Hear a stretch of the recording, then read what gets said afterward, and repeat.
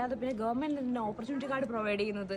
Service opportunity card വന്നു കഴിഞ്ഞാൽ opportunities കുറവാന്ന് പറഞ്ഞ് വീഡിയോ ഇട്ടു. അപ്പോൾ ഏറ്റവും കൂടുതൽ കമൻറ്റ് അല്ലെങ്കിൽ മെസ്സേജ് ആയിട്ട് വന്നാൽ പിന്നെ എന്തിനാണ് ഗവൺമെൻറ് ഓപ്പർച്യൂണിറ്റി കാർഡ് പ്രൊവൈഡ് ചെയ്യുന്നത്? സോ നമുക്ക് ഇത് ഓപ്പർച്യൂണിറ്റി കാർഡിൽ ഒരാൾ വന്നു കഴിഞ്ഞാൽ ഗവൺമെൻറ്റിനുണ്ടാകുന്ന ബെനിഫിറ്റ്സ് എന്തൊക്കെയാണെന്ന് അനലൈസ് ചെയ്യാം. ഫസ്റ്റ് തിങ്, നിങ്ങൾ ജർമ്മൻ ഓപ്പർച്യൂണിറ്റി കാർഡിൽ വരുമ്പോൾ ഫസ്റ്റ് ചെയ്യുന്ന ഒരു കാര്യം തന്നെ നിങ്ങൾ 11 ലക്ഷം രൂപയോളം ഒരു ജർമ്മൻ ബാങ്കിൽ നിങ്ങളിടും. ജർമ്മൻ എക്കണോമിയെ ബൂസ്റ്റ് ചെയ്യാൻ വേണ്ടി ജർമ്മൻ ബാങ്കിലോട്ട് ഇത്രയും പൈസ ഇൻട്രസ്റ്റ് ഫ്രീ ആയിട്ട് വരുവാണ്. സെക്കൻഡ്, നിങ്ങൾ വിസ ഓഫീസിൽ വിസ ആപ്ലിക്കേഷന് പോകുമ്പോൾ ആ സമയത്ത് നിങ്ങളൊരു പൈസ അടയ്ക്കുന്നുണ്ട്. അതും ഫ്രീ ആയിട്ട് ഗവൺമെൻറ്റിന് കിട്ടുന്ന പൈസയാണ്. 3, നിങ്ങൾ ജർമ്മനിലോട്ട് വരുമ്പോഴേക്കും ലുഫ്താൻസ വഴിയാണ് നിങ്ങൾ വരുന്നതെങ്കിൽ അതും ഒരു ജർമ്മൻ കമ്പനിയാണ്. സോ അവരുടെ പ്രോഫിറ്റ് ഷെയറും കൂടുകയാണ്. ഇവൻ നിങ്ങൾ വേറെ ഫ്ലൈറ്റ് വഴിയാണ് വരുന്നതെങ്കിലും നിങ്ങൾ എയർപോർട്ട് കോൺട്രിബ്യൂഷൻ എന്ന് പറഞ്ഞൊരു എമൗണ്ട് നിങ്ങൾ ജർമ്മൻ എക്കണോമിക്ക് കൊടുക്കും. തേർഡ് തിങ്, നിങ്ങൾ ഇവിടെ വന്ന് സിറ്റി രജിസ്ട്രേഷൻ ചെയ്യുമ്പോൾ സിറ്റി രജിസ്ട്രേഷൻ ഫ്രീയാണ്. പക്ഷേ അതിനുശേഷം പിറ്റേന്ന് നിങ്ങൾക്ക് റേഡിയോ ബില്ല് എന്ന് പറഞ്ഞൊരു സാധനം വരും. അത് 17 യൂറോ വെച്ച് ഒരു മാസം നിങ്ങൾ അടയ്ക്കണം. ഇത് നിങ്ങൾ വന്നിട്ടൊരു സിം എടുക്കും. സോ അതിന് വേണ്ടി നിങ്ങൾ 5 to 19 യൂറോ വരെ per month German economy boost ചെയ്യാൻ വേണ്ടി ഹെൽപ്പ് ചെയ്യും. ഇത് നിങ്ങൾ ട്രാവൽ ചെയ്യാൻ വേണ്ടി ചെയ്യുന്ന ഒരു കാര്യമാണ് ഡോച്ച്ലാൻഡ് ടിക്കറ്റ് എടുക്കുന്നത്. സോ അത് 50 പേരെടുത്താലും 500 പേരെടുത്താലും ഇവിടുത്തെ ഇൻഫ്രാസ്ട്രക്ചർ മാറാൻ പോകുന്നില്ല, സെയിം തന്നെയാണ്. പിന്നെ ഇവിടുത്തെ ലോക്കൽസിന് ഏറ്റവും കൂടുതൽ ഇൻകം കിട്ടുന്ന വേറൊരു കാര്യമാണ് റെൻറ്റ് കൊടുക്കുക എന്നുള്ളത്. ഇവിടെ ഒരു ബെഡ് സ്പേസിന് ഇപ്പോൾ ആൾക്കാർ കൊടുക്കുന്ന 350 യൂറോ ആണ് മിനിമം കൊടുക്കുന്ന റേറ്റ്. സോ അപ്പോഴും എക്കണോമി ബൂസ്റ്റ് ആവുകയാണ്. ഇത് ഏറ്റവും ബേസിക് ആയിട്ടൊരു കാര്യം, ഭക്ഷണം. സോ മലയാളിയുടെ കാര്യം തന്നെ എടുത്ത് നോക്കാം. അവർ ചായ കുടിക്കാത്ത ഒരൊറ്റ മലയാളി കാണത്തില്ല. ഒരു മാസം എന്ന് പറഞ്ഞാൽ മിനിമം ഒരു 7 ലിറ്റർ പാല് അവർ ഒരാൾ മേടിക്കും. സോ അപ്പം തന്നെ എന്തുമാത്രം കൺസപ്ഷൻ ഒരു ഇൻവെസ്റ്റ്മെൻറ്റും ഇല്ലാതെ ഒരു കമ്പനിക്ക് കൂടി.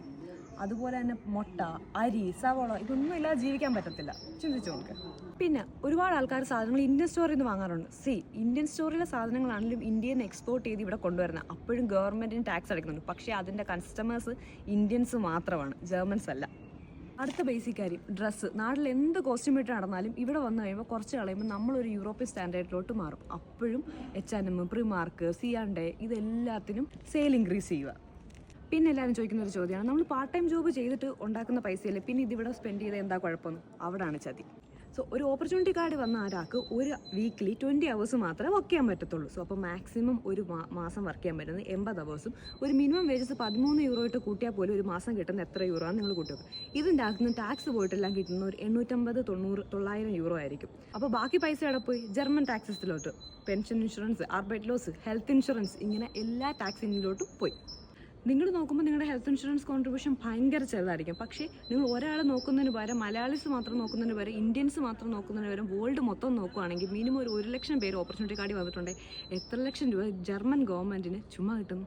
ചിന്തിച്ചു നോക്ക്. ഇനി ഏറ്റവും അടിപൊളി കാര്യം എന്താണെന്ന് വെച്ചാൽ ജർമ്മൻ ഗവൺമെൻറ്റിന് കിട്ടുന്ന അടിപൊളിയായിട്ടുള്ള ജോലിക്കാർ. ഇവിടുത്തെ ഗവൺമെൻറ് പറയുന്നത് എന്താ? ഓപ്പർച്യൂണിറ്റി കാർഡിൽ നിങ്ങൾക്ക് ജർമ്മനിയിലോട്ട് വരാം, ഒരു വർഷം ഇവിടെ താമസിച്ച് പണിയെടുത്ത് മാക്സിമം എമൗണ്ട് ജർമ്മൻ എക്കണോമിയിലോട്ട് കോൺട്രിബ്യൂട്ട് ചെയ്യാം.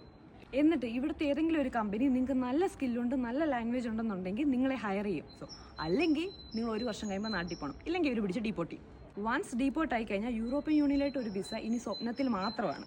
സോ ഇത് ബാധിക്കാത്ത കുറച്ച് പേരുണ്ട്. നല്ല എഡ്യൂക്കേഷൻ ഉള്ളവർ, നല്ല സ്കില്ലുള്ളവർ, നല്ല ലാംഗ്വേജ് ഉള്ളവർ.